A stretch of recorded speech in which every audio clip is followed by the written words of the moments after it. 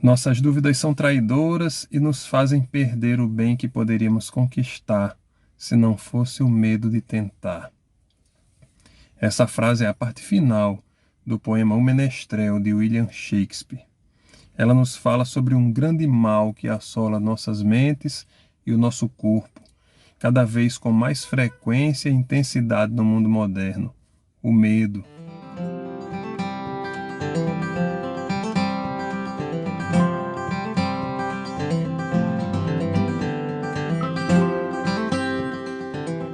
Em um país distante, há muito tempo atrás, havia um rei que era bastante polêmico por causa dos seus atos. Ele pegava os prisioneiros de guerra e levava para uma enorme sala. Os prisioneiros eram enfileirados no centro da sala e o rei gritava dizendo: "Eu vou dar uma chance a vocês. Olhem para o canto direito da sala." Quando os prisioneiros olhavam, viam alguns soldados armados de arco e flecha, prontos para atirar. O rei dizia: "Agora olhem para o canto esquerdo." E quando os prisioneiros olhavam, eles notavam uma horrível porta negra, de aspecto tenebroso e gigantesca, com crânios humanos servindo como decoração e a maçaneta ensopada de sangue. Algo realmente horripilante só de imaginar, quanto mais de ver. O rei se posicionava no centro da sala e gritava mais uma vez: "Agora escolham, o que vocês querem? Querem morrer encravados de flechas ou querem abrir aquela porta negra e entrarem para que eu os tranque lá dentro? Decidam, vocês têm o livre-arbítrio, eu dou essa liberdade para vocês. Escolham logo." E todos os prisioneiros tinham o mesmo comportamento. Na hora da decisão, eles chegavam perto da horrível porta negra e olhavam para os desenhos, olhavam para o sangue escorrendo, para aquelas caveiras, aquele aspecto infernal e decidiam: "Majestade, quero morrer flechado." Um a um, todos agiam da mesma forma. Olhavam para a porta negra e para os arqueiros e preferiam morrer atravessados pelas flechas a entrarem naquele recinto. E assim milhares e milhares optaram pelo mesmo destino, vendo a morte feia pelas flechas. Mas um dia a guerra acabou. Passado algum tempo, um daqueles soldados do pelotão das flechas estava varrendo a enorme sala quando o rei apareceu. E o soldado, com toda a reverência e meio sem jeito, perguntou: "Majestade, eu sempre tive uma curiosidade.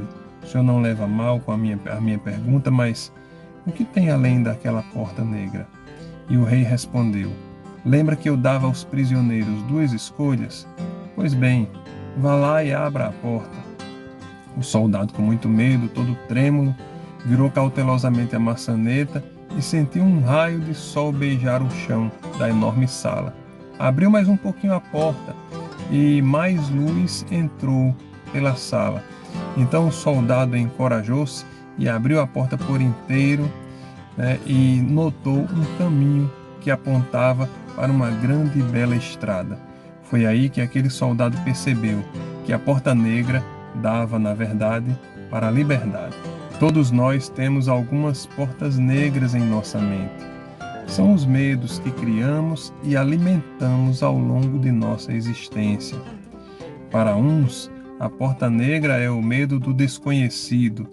Para outros, é o medo de ser rejeitado, de estar sendo avaliado, de ser humilhado, de perder algo, de perder alguém, enfim.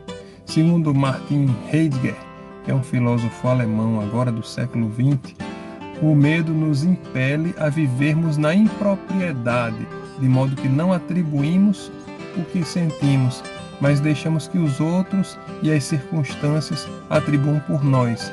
Dessa forma, aos poucos, vamos nos alienando de nós mesmos. Mas, trocando em miúdos, o que é o medo mesmo? Ele é bom ou ele é ruim? A definição de medo vem do latim metus, que significa inquietação, receio perante algo. Ele acontece quando a pessoa se vê diante de algum perigo real ou perigo potencial. Os nossos ancestrais viviam em ambientes hostis, rodeados de animais selvagens e diversos outros perigos. E o medo era uma ferramenta de sobrevivência em resposta às diversas situações de estresse e perigo, pois mantinham o homem primitivo alerta e, consequentemente, mais preparado para enfrentar aquelas hostilidades que o cercavam, né? Mas atualmente as situações de perigo e estresse são bastante diferentes. Não existem mais tigres dentro de sabre correndo para nos atacar, mas há, por exemplo, boletos a vencer, o leão do imposto de renda. Só que o nosso corpo não entende essa diferença e os nossos medos nos preparam fisicamente para enfrentarmos perigos que nos cercam como se fossem perigos físicos. Daí é que cada vez é mais comum o homem moderno desenvolver certos quadros, como a insônia, a ansiedade, a fibromialgia, as enxaquecas, dentre tantas outras condições desagradáveis. Nessa perspectiva, podemos considerar o medo como algo negativo ou nocivo à saúde. Mas ele não é só o vilão da história. Tem medo que é bom. Por exemplo, ter medo de reagir a um assalto é positivo, pois nesse caso ele pode ser um eficaz mecanismo de proteção à nossa vida e à nossa integridade. E como devemos fazer para vivermos e administrarmos de forma saudável os nossos temores? Bom, primeiro nós devemos compreender as situações e os potenciais riscos que elas nos causam, para percebermos se os nossos medos são justificados ou não.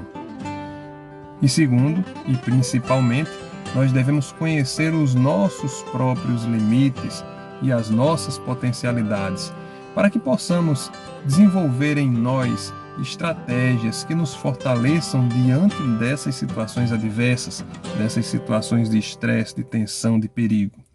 Como dizia o antigo aforismo grego, inscrito no templo de Apolo, conhece-te a ti mesmo. Espero que tenha gostado do vídeo, da nossa reflexão.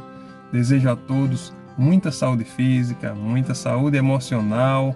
Um grande abraço e até a próxima.